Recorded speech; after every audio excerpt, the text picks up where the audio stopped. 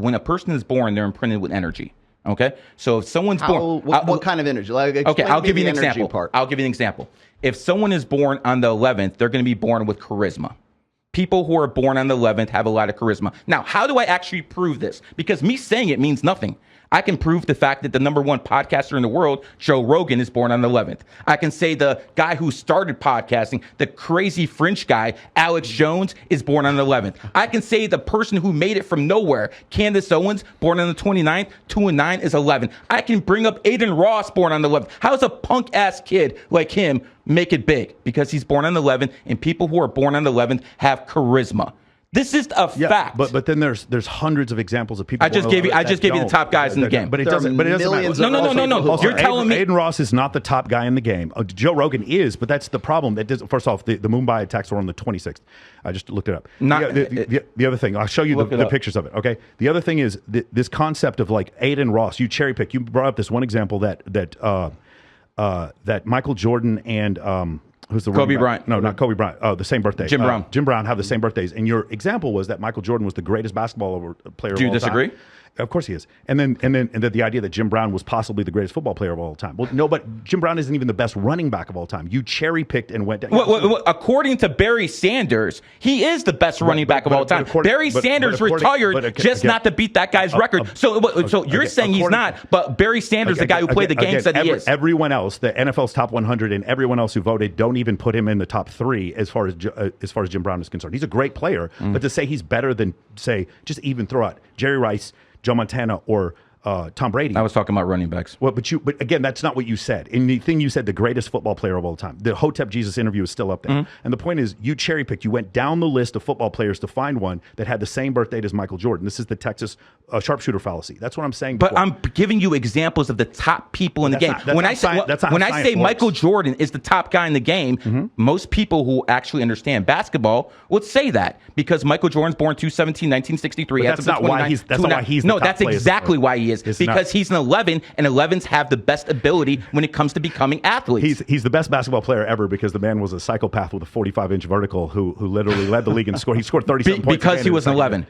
It's because of genetics. Like it's not because of determination. Because of both. Because his father didn't accept him. Because his father accepted Larry, his brother. I got a question. Do we know when Tiger Woods was born? 12/30/1975. Is he an 11? Hold on. 12/30/1975. 12301975 adds up to 28. 28 is the number of wealth. He is one of the richest athletes in the world, just like LeBron James, born on the same day as him, 12/30/1984. And again, these guys care about their money a lot more than Michael Jordan cared about his charisma would you and his say empire. that Tiger Woods is one of the best golf players in history? Yeah, 1s and 11s are the athletes. 1s and 11s are the athletes. So now we're 1s. So there's not just one. It's like a prime number. I'm trying to get the math here. The math is very simple. People who are athletes start with A. A is the first letter. By the way, the English language is collected in numerology. It's called gematria or letterology. So if you go down the list, people who are 1s actually are really good athletes, and people who are 11s. We can go down the list, and you'll see nothing but 1s and 11s,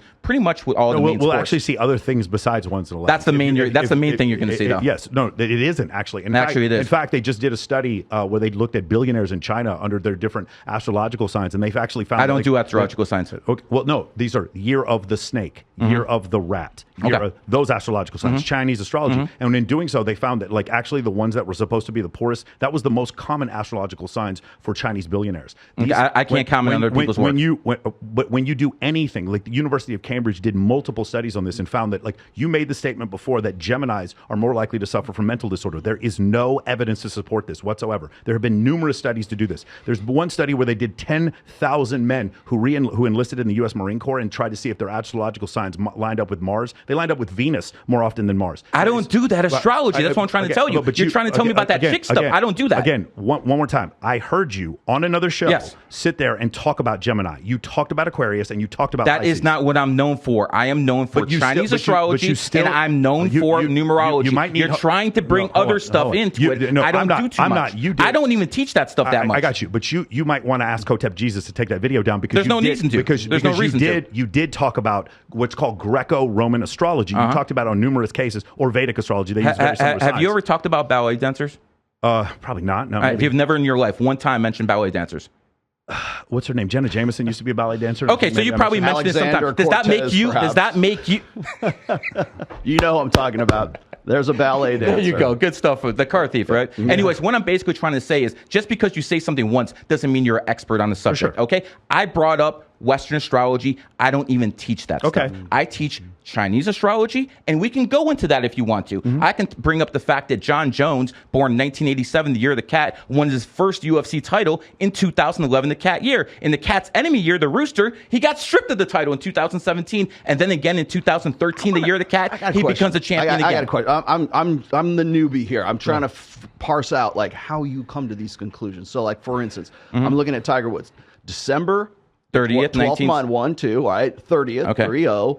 1975, 1975. What's his number? Okay, how do I come to the number? So you do 1 + 2 + 3 + 0 is 6. 1975 is 22. 22 and 6 is 28. Then you reduce. 2 and 8 is 10. 1 and 0 and 0. So he's a one life path. Why do you reduce?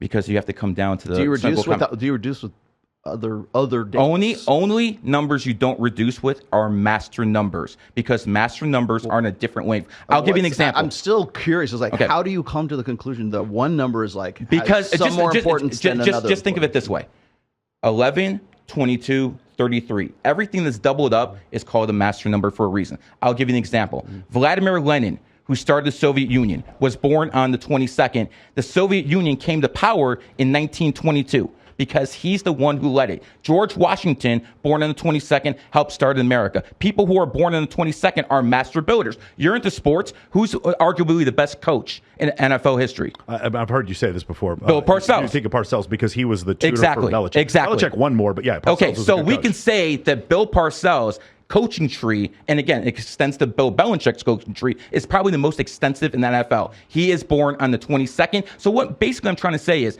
people born with on certain dates have certain abilities. And if you actually use this as a psychological method, you'll actually see that people have certain abilities. For instance, if you're born on the 1st, you're good at arguing. If you're born on the 5th, you're good at talking to the ladies. When are you born, Michael? The 5th. I see. Okay. Here we go. Not good. So again, we are going to bring up examples of this stuff, not the stuff I don't talk about, Mike. Did you have another question? No, I was just going to say, I'm still confused as to what would make a 1 more powerful than like a 9. What are 9s? Okay, for instance, because what I'm trying to get at is if you're going to say that a 1 is different than a 2, the 3, 4, 9, all the way. Let me give some examples then. People who are 1s are leaders. Even women who are 1s have leadership abilities. Sheryl Sandberg, CFO of Facebook. So people who have 1 energy. I don't know if I listen. Leaders, but go ahead. 85% of women have no leadership abilities. But the women who are born on the 1st, 10th, 19th, 28th, because they have the male energy, 1 is male energy, they have those leadership abilities. Napoleon was a 1 life path. He was a leader. People who are born on the 2nd are good at writing. Don't you have a best-selling book? I've got a few. I see. You also said people born on the 2nd are more feminine. That's another thing. They can be. They can be. But the problem is, like, these are what you're saying is you have this idea that, like, well, it's not an exact science, and sometimes I can be wrong. But you actually want this taught in schools when we have a bunch of uneducated people who don't understand science, technology, engineering, and mathematics. You want people in schools to learn numerology, 100%, and astrology when it's not even exact science. It's not even a science because you don't. It actually is a science. It isn't a science because in science, what you're going to do is try to disprove your own hypothesis, and you don't. You cherry pick certain people's birthdays that happen to fit with whatever you're doing. If we were to take a population-wide survey, which I can show you 13 of them, that is not possible because there's 7 or 8 billion people on the planet. The only thing is possible is we can take the people at the top that everyone knows about and show examples with them. That's not the only. No, that's the only thing we can do. How are we going to measure 8 billion people on the planet? You can measure. Exactly. You can measure the population of the United States. I can tell you 28th number of wealth. I can tell you the richest man in the world is Elon Musk, and he's born on the 28th. I can say the guy who used to be the richest man in the world before Musk took over was Bill Gates, born on the 28th. I can say Steve Jobs, born 2/24/1955. 2, 2, Again, 4, this is now 8, this is not cherry picking. 1955 is a 28. Hold on. He started Apple on 4/1/1976, adds up to 28. You're laughing, but he's a billionaire using this stuff. Yeah, but that's the fact. You're laughing, but he's a billionaire using this information. He wasn't using this information. He did not use the information of when he was born. No, he actually did. No, he did not use the information of when he was born to build Apple. How do you know that? He used Steve Wozniak to help him build No, Apple. Steve Wozniak created the Apple computers. Right. He actually created the brand. Well, no, I agree with that, but this What whole number idea, is Steve Wozniak? 7, genius. Yeah, Genius starts with G. G is the seventh letter.